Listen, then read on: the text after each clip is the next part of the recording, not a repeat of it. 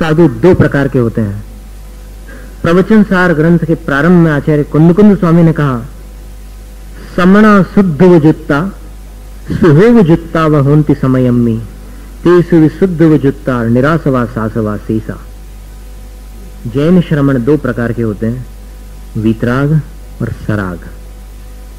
पहली गिनती वीतराग की है और बाद में सराग की है, क्योंकि वीतराग साधु सराग साधु से बड़े हैं।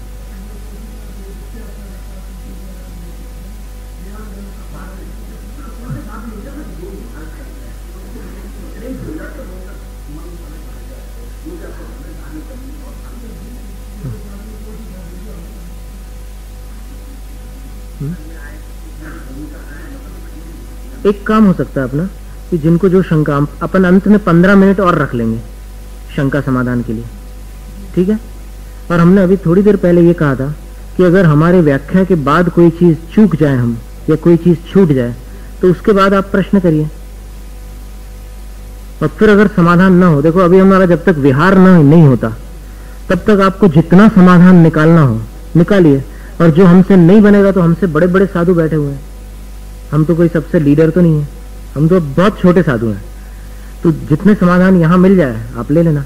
विषयाशा वशाती, तो अभी चर्चा यही चल रही है अपनी। अभी जो श्लोक लिया था अपन नीति शतक का, उसमें क्या बात थी? शब्द अलग थे लेकिन बात वही थी कि नहीं, बताइए आप स्वयं विचार कीजिए। विषयाशा वशाती तो वाली बात क्या उसमें नहीं थी? जो शंकर जी से भर्तृहरि प्रार्थना कर रही है कि कब मैं वैसा साधु बनूंगा, वैसा साधु, उसमें वो बात नहीं थी क्या कि जिनको विषयों की आशा नहीं? आई थी कि नहीं बात? वो निष्प्रेह शब्द में आई थी। और निरारंभो परिग्रह, जो हथेली में आहार ले रहे हैं, बर्तन भी स्वीकार नहीं कर रहे हैं, वो भोजन क्या पकाएंगे और अनाज को कहां से लाएंगे? आरंभ परिग्रह कैसे रखेंगे? और दिगंबर शब्द भी था उसमें। तो बात तो वही है। अपन क्या है कि भिन्न भिन्न शास्त्रों में जो उल्लेख मिलते हैं वो अपनी स्मृति में जरूर आते हैं, अच्छी बात है, लेकिन अपन उसका पूरा स्वरूप देखने के लिए अभी तत्पर हो रहे हैं कि सच्चे गुरु का स्वरूप क्या है। अगर उस स्वरूप में उस श्लोक की कोई बात छूट रही हो तो फिर उसको अपन सम्मिलित कर लो। सारी बातें ज्यों की त्यों हैं, ज्ञान ध्यान और तप में लीन रहने वाले। अब देखो, एकाकी निष्प्रेह, निष्प्रेह का अर्थ क्या हुआ? इच्छा से रहित। और इच्छा निरोधस, सब बातें आती है कि नहीं? तो अपन एक लाइन को पकड़ करके चलो, एक साधे से सब सधे और सब साधे सब जाए। अब उसके बावजूद अगर कोई चीज छूट जाए तो फिर अपन उसका समाधान निकाल लें। अब श्रोताओं ने जो शंका के ऊपर में प्रतिक्रिया की उसको आप मन में मत रखिए, क्योंकि इनको जो धारा सुनने में रस आ रहा था उसमें शंका के माध्यम से क्या हुआ कि इनका ध्यान आपकी तरफ गया, इसलिए उसका आप विकल्प मत करना। आपकी शंका उचित है, आप जो शंका कर रहे हैं, पर उचित तब है जब यहां कोई बात कम रह जाए। अगर यहां सारी बातें बताई जा रही है और उसमें से कोई बात छूट नहीं रही है तो फिर गुरु के स्वरूप में तो परिपूर्ण वर्णन आ रहा है। तो उस स्वरूप को अपन देखें कि सच्चे गुरु का स्वरूप क्या है। यहां क्या बताया जा रहा है? कुगुरु कौन है? तो कुगुरु जो नहीं है वो कौन से गुरु होंगे? वो सुगुरु होंगे। तो क्या कह रहे हैं? अंतर में रागादिक जो धारण करते हैं, बाहर में धन और वस्त्रादिक से स्नेह रखते हैं, परिग्रह से स्नेह रखते हैं, और धारे कुलिंग, अनेक प्रकार के खोटे वेश धारण करके रखते हैं। और देखिए, मूल परंपरा तो क्या थी? आदिनाथ भगवान के समय जब निर्ग्रंथ मुद्रा धारण की थी 4000 लोगों ने, वो तो बाद में उन्होंने फिर नाना वेश धारण किए। अब निर्ग्रंथ मुद्रा धारण करने पर कई बार पसीना आता है शरीर में और उस पसीने पर धूल चिपक जाती है, उसको शास्त्रों में जल कहा गया है। ज फिर आधा ल फिर पूरा ल। और जल का अर्थ क्या? कि पूरे शरीर पर धूल जम जाती है। अगर उसको सेवा आदि के द्वारा श्रावक दूर न करे अथवा साधु स्वयं सेवा करने न दे तो फिर वो धूल जमी रहेगी शरीर के ऊपर, एक धूल की मोटी परत जम जाएगी। प्रथम दर्शन जब हमने आचार्य श्री के किए थे, जब कलकत्ता से विहार करते हुए छत्तीसगढ़ आए, तो उस समय जब हमने दर्शन किए, उनके शरीर पर मोटी परत जमी हुई थी धूल की। लेकिन उस मुद्रा को देख करके भी हृदय आनंदित हो जाता है कि देखो ये है साधु का स्वरूप, लेकिन इसका अर्थ ये नहीं है कि जिनके शरीर पर धूल न हो या किसी सेवा करने वाले ने धूल हटा दी हो तो वो काय के साधु। ऐसा उल्टा गणित मत जोड़ना। अपन जल्दी उतावली करते हैं पंचम काल के जीव। कलयुग की बुद्धि जो होती है वो बहुत भागती है, चंचलता उत्पन्न करती है। तो ऐसा भी नहीं है। लेकिन अगर किसी साधु के शरीर पर धूल जमी हो तो उसको देख करके ग्लानि नहीं करना। ये मिथ्या दृष्टि का लक्षण है कि साधु के शरीर पर धूल जमी हो अथवा पसीने आदि की दुर्गंध आती हो और उसके माध्यम से यदि किसी के अंदर ग्लानि का भाव उत्पन्न हो जाए कि देखो महाराज नहाते भी नहीं है, कितनी धूल जम गई है, पसीने से बदबू आ रही है, ऐसे अगर ग्लानि के भाव उत्पन्न हो जाए तो वो निश्चित मिथ्या दृष्टि जीव है, क्योंकि उसके गुरु के गुण नहीं दिखाई दे रहे हैं, गुरु का ये पुद्गल दिखाई दे रहा है और पुद्गल में वो गुरु के प्रति द्वेष कर रहा है। उनकी आत्मा को देखो। और गौतम स्वामी ने तो उन मुनियों को नमस्कार किया है। नमो खिल्लो सही पत्ताणम, नमो जल्लो सही पत्ताणम। ऐसे मतलब उनके शरीर के मल जहां रिद्धि के प्रभाव से औषध रूप परिणत हो गए, यानी उन साधु के पसीने से लगने वाली धूल भी सब रोगों को नष्ट करने वाली है। उनकी चरण रज को अगर कोई अपने माथे पर लगा ले तो उसकी सारी बीमारियां क्षण मात्र में चली जाए। उन साधुओं को गौतम स्वामी ने नमस्कार किया है। गौतम स्वामी नमस्कार करे ये कोई मामूली बात नहीं है, बहुत बड़ी बात हो गई, क्योंकि गौतम स्वामी को सारे साधु नमस्कार करते हैं और गौतम स्वामी उनको नमस्कार कर रहे हैं। गणधर महाराज सबसे बड़े आचार्य होते हैं संसार के, गणधर महाराज। तीर्थंकर भगवान भी आचार्य नहीं होते, वो भगवान होते हैं या साधु होते हैं, लेकिन गौतम स्वामी आदि जो गणधर महाराज होते हैं वो आचार्य होते हैं। तो इतने निर्मल शुद्ध काया के धारक साधु होते हैं। बाहर से पुद्गल द्रव्य की अपेक्षा स्वभाव तो शुचौ, स्वभाव से तो शरीर का स्वरूप ही अशुद्ध है, क्योंकि शरीर की उत्पत्ति कैसे हुई? मात पिता रज बीरज मिलकर बनी देह तेरी। अब वो जिस चीज से बना है शरीर, उससे क्या अपेक्षा रखोगे आप? इसमें से खुशबू आए ऐसी अपेक्षा रख सकते हो क्या? क्योंकि इसका निर्माण ही अशुद्ध है और इसमें जिसका निर्माण होता है वो भी अशुद्ध है। शरीर में क्या निर्माण होता है? पसीना, फिर 9 मल द्वारों से प्रकट होने वाले मल। तो फिर इस शरीर से भी क्या अपेक्षा रख सकते हैं? तो भले स्वभाव से शरीर अपवित्र है, लेकिन रत्नत्रय पवित्रते। आचार्य समंतभद्र स्वामी कहते हैं कि जिस जीव ने रत्नत्रय धारण कर लिया उसका शरीर पवित्र हो गया। स्वभाव से तो अपवित्र है, लेकिन फिर भी अपन श्रद्धा से देखें, भावों की दृष्टि से देखें तो फिर वो शरीर अपने लिए पूज्य है। यही कारण है कि जब सुकुमार स्वामी के शरीर को शालिनी ने खा लिया था, 3 दिन तक के खाया अपने बच्चों के साथ, तीसरे दिन तो उन्होंने पेट में से आते भी फाड़ करके बाहर निकाल ली। और उस समय जब प्राणांत हो गया उन महामुनि का, वो सर्वार्थ सिद्धि विमान में अहमिंद्र पद को प्राप्त हुए और यहाँ सौधर्मेंद्र का आसन कंपित हो गया। और सौधर्मेंद्र अपने परिकर के साथ जब वहां पहुंचा तो फिर मुनिराज के क्षत विक्षत शरीर को देखा।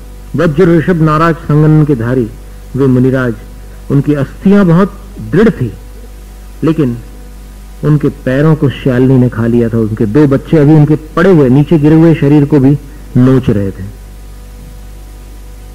और वो पेट के अंदर मुंह डाल करके शालिनी खाती जा रही थी।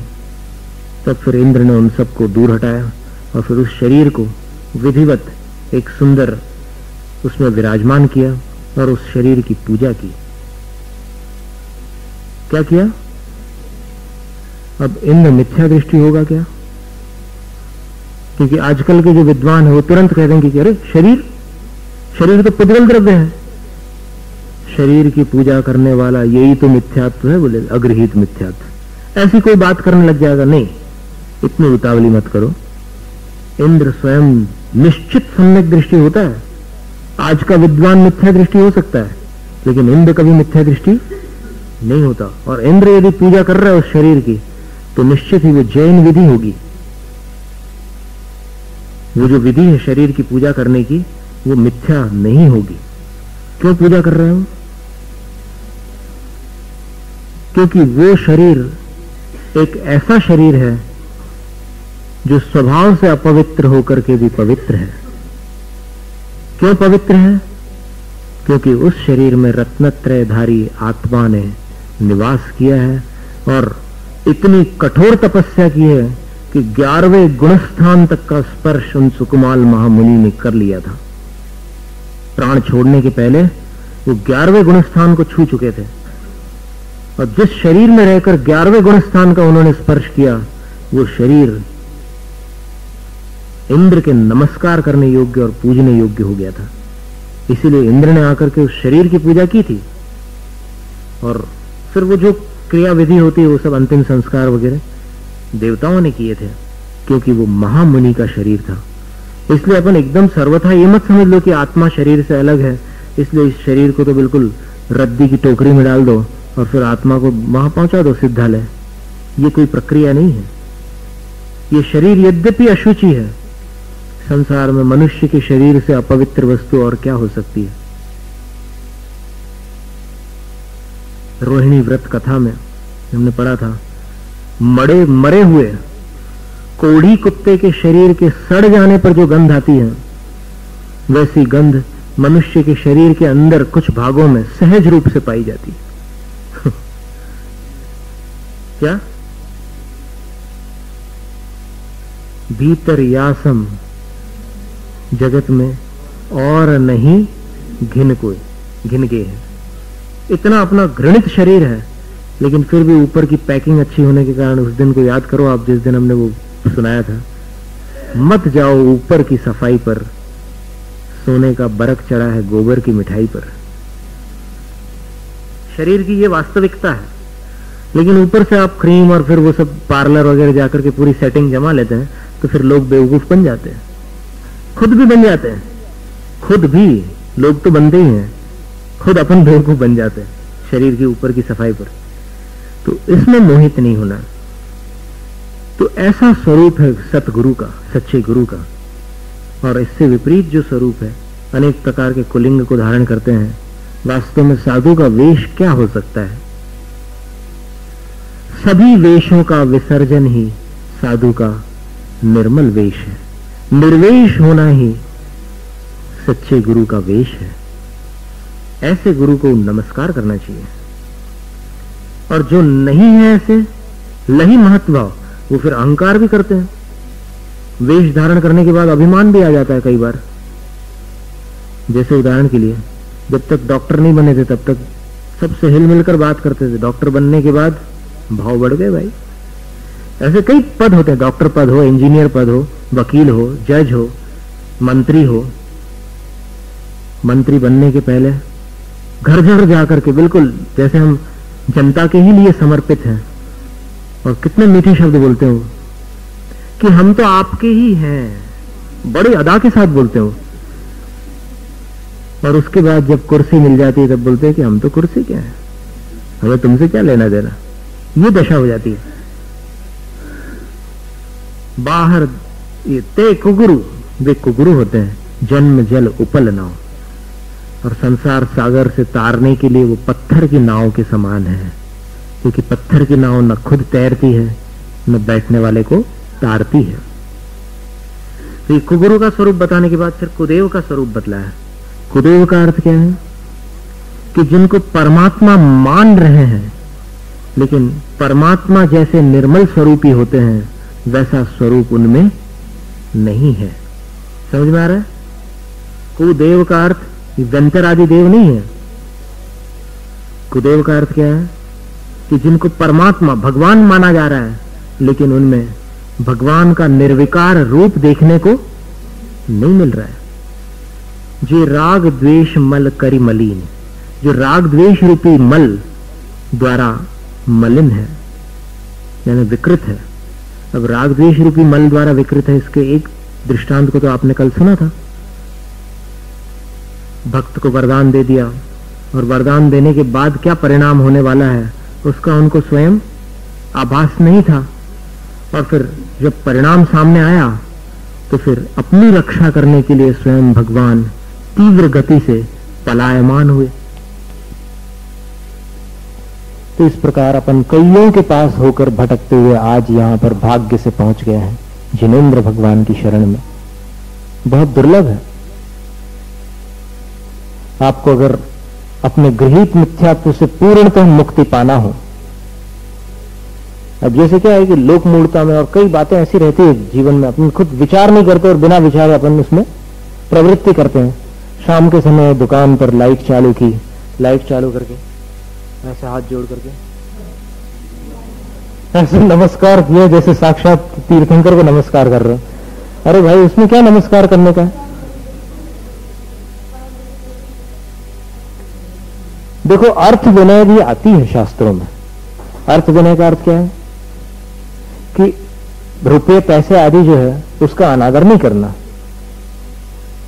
रुपये पैसे का अनादर नहीं करना, उसको विनय से रखना, अच्छी तरह से कहीं अच्छे स्थान पर रखना, अर्थ विनय है। लेकिन अब दुकान में प्रकाश चालू करने पर जो मतलब वो मुद्रा अगर फोटो खींच ले कोई तो देख सकता है, या फिर वीडियो कैमरा से अगर ले ले तो फिर पता चल जाए, इसकी क्या आवश्यकता है? तो अनजाने में ऐसी कई रूढ़ियां, अपन ठीक है, अपन समझ रहे हैं कि अपन गृहीत मिथ्यात्व छोड़ चुके हैं, लेकिन देखो कई ऐसी चीजें हैं जो संगति के प्रभाव से अपने अंदर समा गई है, अपने को होश नहीं है अपन क्या क्या कर रहे हैं। तो ये सारी चीजें जो होती है, अब दीपावली के समय जो लक्ष्मी देवी का आकार बना करके पूजा करते हैं जैन लोग, और फिर ये प्रार्थना करते हैं कि हे लक्ष्मी देवी सदा सहाय करे। ये जो धन आपके हथेली से बरस रहा है वो यहीं बरसता रहे, आजू बाजू में न चला जाए। ये सब क्या है? ये अगृहीत है या गृहीत है? क्योंकि फोटो तो आपने कहीं ना कहीं से ग्रहण किया होगा, तो गृहीत हुआ कि अगृहीत? अगृहीत, गृहीत। तो फिर ये सब आपको समझ करके, समझने के बाद वही उसी कप के समान, ऐसा नहीं कि कोई और आकर के आपके हाथ से कप छीने, वो बात नहीं है। जबरदस्ती नहीं छुड़वाना है कुछ भी आपसे, आपको सुन करके समझ कर उसको स्वयं छोड़ देना है, उस कॉफी के प्याले के समान। और कल आपने सुना था, सकृद्वारे नमस्कारे परदेवे कृते सति लक्ष्येषु परदारेषु तस्मात् पापम चतुर्गुणम। ये श्लोक श्रुतसागर सूरी जी ने अष्टपौढ़ की टीका में उद्धृत किया है कि जो एक बार जिसका स्वरूप परमात्मा का स्वरूप नहीं है, उसको परमात्मा मान करके नमस्कार करता है, उसका पाप 1,00,000 पर स्त्री संबंधी व्यसन करने वाले को जो पाप लगता है उससे 4 गुना होता है। पर स्त्री के व्यसनी को जो पाप लगता है, कब? 1,00,000 पर स्त्री संबंधी व्यसन करने पर, उससे 4 गुना पाप जो भगवान नहीं है उसको भगवान मानकर नमस्कार करने पर लगता है। एक बार सकृद्वारे, सकृत शब्द का अर्थ होता है एक बार नमस्कार न करने पर इतना पाप, मतलब इतना भयंकर मिथ्यात्व का उस समय बंध जीव बांध लेता है। इसलिए सत्संगति में आकर इन सब विकृतियों से आप छुटकारा प्राप्त कर सकते हैं। और अगर फिर भी आपको पूरी बात स्पष्ट न होती हो तो एक सुझाव हमारा मान करके आप 15 दिन में एक ग्रंथ पढ़ सकते हैं। छोटा सा ग्रंथ है, धर्म परीक्षा उसका नाम है। उसको आप 15 दिन में पढ़ लीजिए। आपका जो भी अंदर में कोई ऐसा श्रद्धान होगा, जो भी भ्रांति होगी आपको, जो भी शंका होगी आपके अंदर, वो सब उसमें साफ हो जाएगी। कौन सा ग्रंथ? धर्म परीक्षा, आचार्य अमित गति द्वारा रचित है और सूरत में मिलती है और इधर भी मिलती है, सोलापुर, 2 स्थानों से प्रकाशित है। मंदिर जी में धर्म परीक्षा है, ऐसी जानकारी भी यही सभा में प्राप्त हो रही है। तो फिर आप सामूहिक बैठ करके भी पढ़ सकते हैं। जैसे शाम को हम लोग बैठते हैं, अभी कई बच्चों को हम संस्कारित कर रहे हैं, थोड़ा प्रयास कर रहे हैं, तो कुछ बच्चे आकर के बैठते हैं वहां पर और फिर एक एक जन को पढ़ने देते हैं। छोटे छोटे लोग भी पढ़ते हैं उस स्वाध्याय को, और पढ़ते हैं तो कुछ पैराग्राफ पढ़ने के बाद फिर दूसरे बच्चे पढ़ते हैं।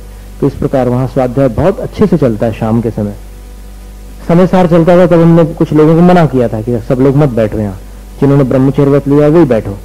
तो फिर वो तो हो गया।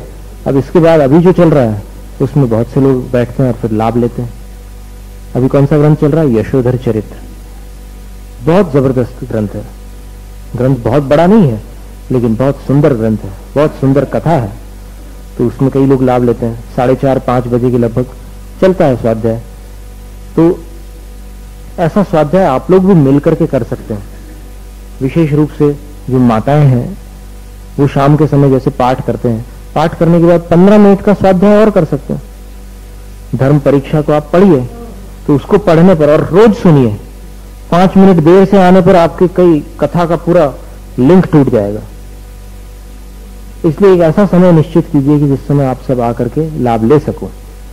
तो उस समय बैठ करके आप सुनिए उस कथा को, और सुनते समय ऊंघिए मत, क्योंकि कुछ लोगों को बहुत मजा आता है। दिन भर की मेहनत, थका हुआ शरीर, फिर ऐसा सुनने मिल जाए तो फिर क्या है, फिर तो मजा ही मजा है।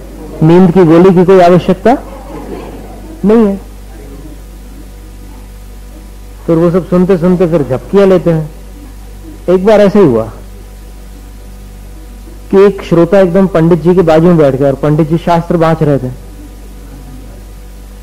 तो फिर उसको ऐसे वो झुक गया, और झुकते हुए क्या हुआ कि उसको अच्छी नींद लगी। अब बाकी सारे लोग सोच रहे थे कि फर्र फर्र आवाज कहां से आई। और थोड़ी देर बाद एक कपड़ा फटने की आवाज आई। तब सबकी आंखें खुल गई और फिर वो जो सोया था उसकी भी आंखें खुल गई। तो क्या देखा लोगों ने कि उसने नींद में पंडित जी का वस्त्र फाड़ दिया था।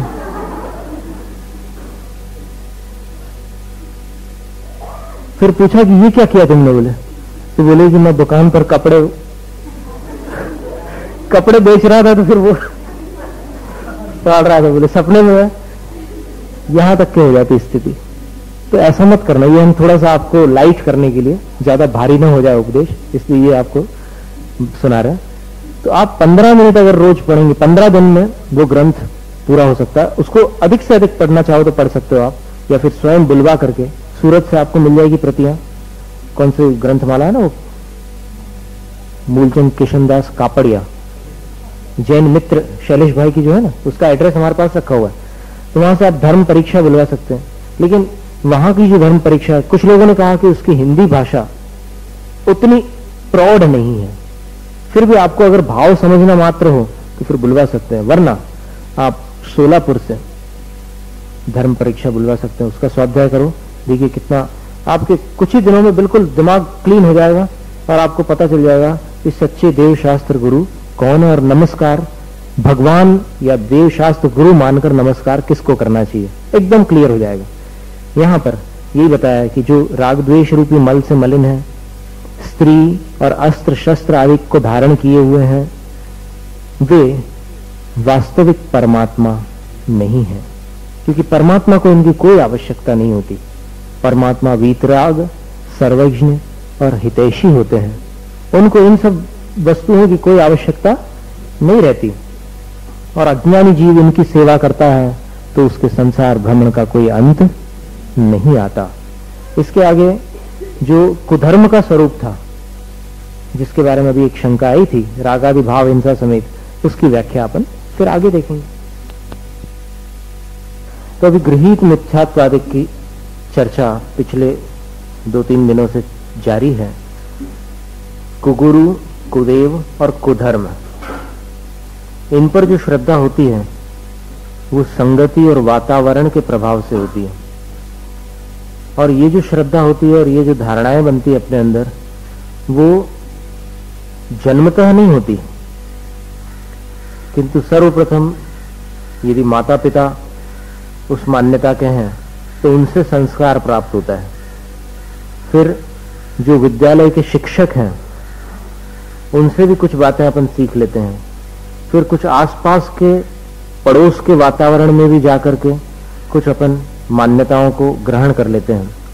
और फिर कुछ और लोगों की संगति में उनके धर्म स्थलों पर जाकर अपन कुछ क्रियाएं, कुछ विधियां सीख करके चले आते हैं।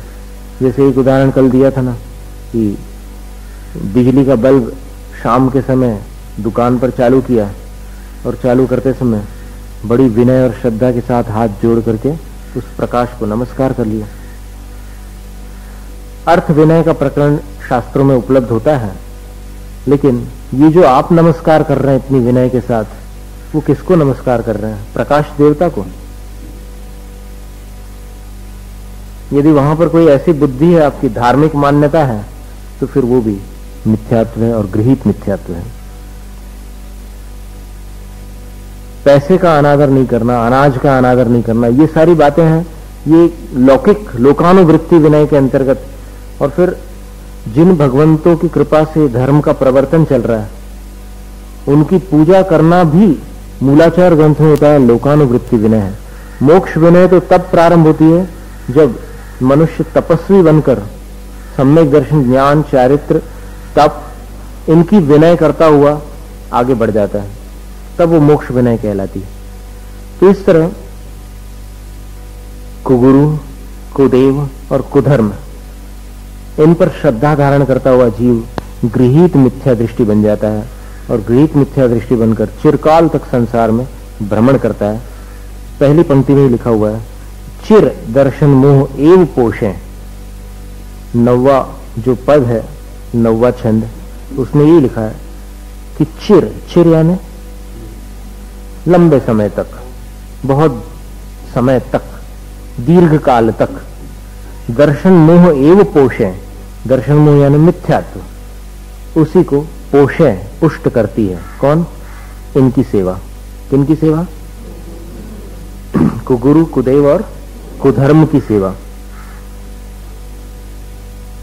फिर कुगुरु का स्वरूप बतला दिया कि अंदर में राग द्वेष भरे हुए हैं, बाहर रुपये पैसे या वस्त्र आदि या मठ और शिष्य मंडली और अन्य बहुत सारी ऐसी संस्थाएं होती है जिनके प्रति उनका मूर्छा भाव होता है, ममत्व भाव होता है, वो सब उनका परिग्रह होता है। तो परिग्रह होते हुए भी यदि कोई उनको गुरु रूप मान ले, तो फिर गुरु का स्वरूप वास्तव में देखा जाए तो आध्यात्मिक जगत में अगर आप किसी को गुरु बनाना चाहो, लौकिक जगत में तो ठीक है, माता पिता पहले गुरु हैं, भले वो कितने भी रागी द्वेषी हों, और पिता भले जेब में तंबाकू की पुड़िया रखता हो, लेकिन ये पहला गुरु है। लौकिक दृष्टि अलग होती है, लेकिन आध्यात्मिक जगत में देखो तो आध्यात्मिक जगत में ऐसी कोई भी छूट नहीं रहेगी। किसी प्रकार का व्यसन गुरु में स्वीकार नहीं किया जाएगा, क्योंकि व्यसनी आध्यात्मिक गुरु हो ही नहीं सकता।